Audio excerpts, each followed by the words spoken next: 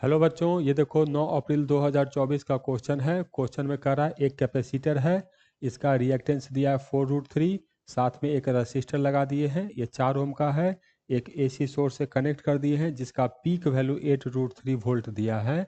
तो हमें बताना है कि इसमें कितना पावर डिसिपेट होगा। हम लोग जानते हैं कि पावर का जो फॉर्मूला होता है, power P equal to ERMS into IRMS into cos theta, ये पावर फैक्टर ये हो गया ऐसे करके।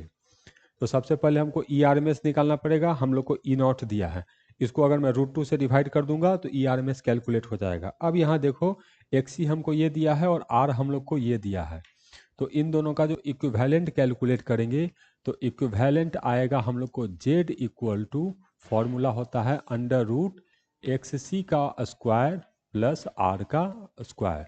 पुट कर दो तो इसका स्क्वायर करेंगे तो 4 × 16 इंटू 3 48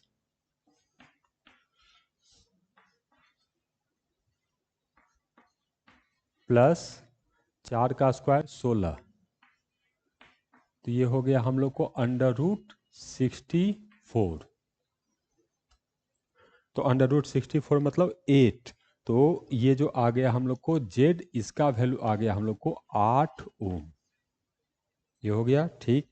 अब ये अगर हमको मैक्सिमम वोल्टेज दिया है तो हम मैक्सिमम करंट कैसे फाइंड करेंगे? तो मैक्सिमम करंट फाइंड करने के लिए देखो ये फॉर्मूला को हम यूज कर सकते हैं कि अगर मुझे IRMS चाहिए तो IRMS होगा ERMS डिवाइडेड बाई Z। तो एक ये वाला बात हो गया। इसके साथ ही अगर मुझे कॉस थीटा चाहिए तो cos theta power factor equal to होता है हम लोग को R डिवाइडेड बाई Z। तो एक ये बात हो गया, यहाँ से कैलकुलेट हो जाएगा।